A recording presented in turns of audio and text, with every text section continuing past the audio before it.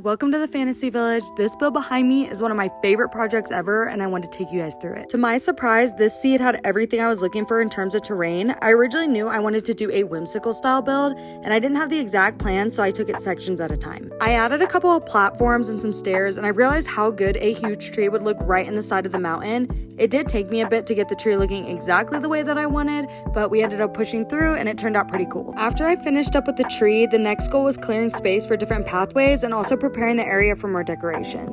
And as you can see, I jumped into first person mode and showed me clearing everything out. I don't use world edit because I'm more used to creative this way, but I do plan to learn eventually. Block palette that I wanted to lean towards was more towards the purple side, so I decided to use this end block and kind of weave it in with the spruce, and I felt like that looked pretty good. I also wanted to say that this build took me around 7 hours to do, but I did split it up around 7 days, so I guess hour and a half a day. But yeah, I did end up kind of sprucing up this natural waterfall, and I felt like it looked perfect, especially because I wanted all the houses to kind of be next to it. So first I added this one unique house, and it was kind of like an angled house into the side of the mountain, and I felt like it looked so pretty, so we did a unique little situation going on with 2 floors. And then I also ended up adding stairs down, but instead of doing them straight down, I kind of weaved it in.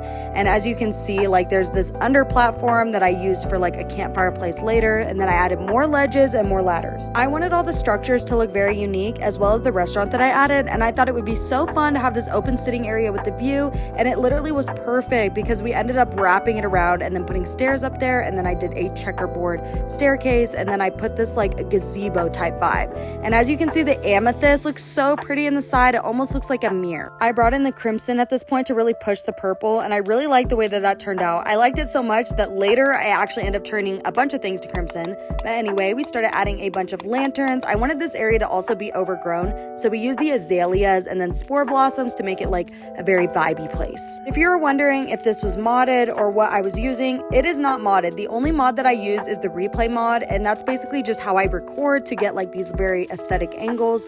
And I also just use shaders, which just makes the actual appearance. But I will say that it does make the lighting look really good, but it doesn't make my whole build ugly. So y'all saying you without shaders it's ugly. No it's not. It looks the same, but just the lighting looks way better. Okay, moving on. So then I started adding this little hanging fairy house in the shape of a heart. You guys know that we love that. And then I added the glow berries to make it very overgrown and some vines. Next I added this mushroom house up here because I knew I wanted to put a bunch of mushroom residents up there.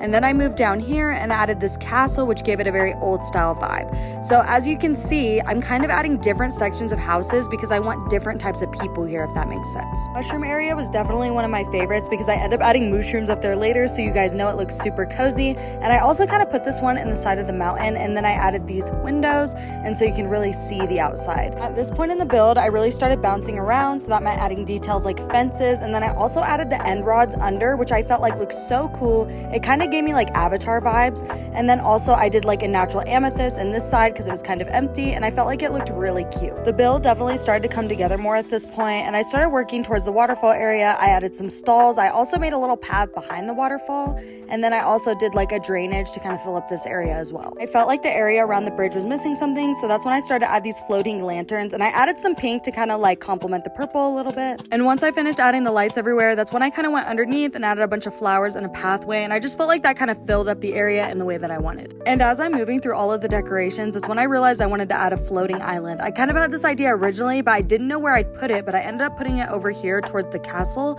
and I felt like it looked so good because then I was able to attach a bridge and add one more house. I felt completely cleaned that area up, and then I started working a bit on the terrain, so I mixed up this block palette with moss and cobblestone and started working on this farming area, and of course started cutting out some pathways so you could really make your way around the build. And nothing is more ASMR satisfying than the little clicks of everything, so if you notice on my front POVs, I'm able to keep all the sounds to really enjoy the crispiness of it. Anyways, after we're done finishing up the farm, that's when I realized that I needed to add more decorations, and that's when I added a cute little fountain in front of those staircase, and also just some overgrown things. And then I made my way to the houses, and this is when the crimson really started to shine through. This house just became so much cuter than I thought it would, so I really wanted to bring that color into more of the build, so this is when I made the executive decision to actually change the entire bridge from spruce to crimson, and I feel like that decision decision was perfect because it ended up making it very purple dominant. With a build this large, it does take time to kind of figure out where I want to add decoration. So one of my biggest things I do is I add pawns, I add bookcases, I just add little sitting areas and really try and fill up that space because I want to make it seem like people actually live here and walk through here. Also, I want to say each build is different, but it is hard to know when to stop and like when it's over decorating versus under decorating. So with this one, I kind of just go around to each section and add little bits at a time, and I keep going back and I'll go back out and look at it to make sure it doesn't look overly crowded. Especially with this little restaurant area, I was like, it's kind of missing something. So I just added little pickle cups and I felt like it kind of tied it together. And then I started adding greenery and of course these cute little end rod mushrooms that I saw. I just feel like they brighten the whole area up too. And at this point, you might be wondering, what is there left to do? And that would pretty much be just adding a couple little things and then finally adding the house to our floating island. And this one was hard, but I did want to do it mushroom theme because I was like, it's kind of connected to that top area.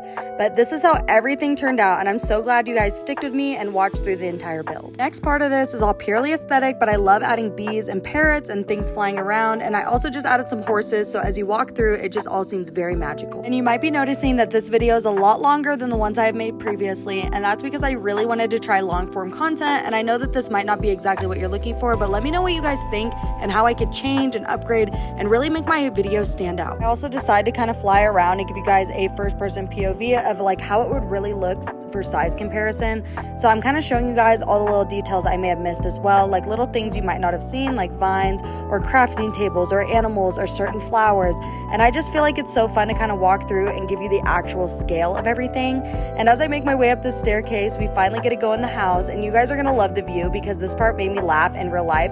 So wait till we get up there. Okay, so we start making our way up and you notice all the parrots in that corner. So I'm like, oh, so cute little house, let's make our way up. And then you look out the window, look at them, they're literally so cute. You see the mountains and the parrots. I would just love to live here in real life. But yeah, every part of this was truly so fun to build and make and take you guys through it. So let me know what you guys thought about the entire build, and also feel free to comment some ideas of what you'd like to see next, because with these larger scale builds, I just feel like it's way more fun and worth the while at the end, because then you get to kind of walk through it and you have a world that nobody else has. But again, thank you guys so much for watching, and I will see you guys in the next video. Bye!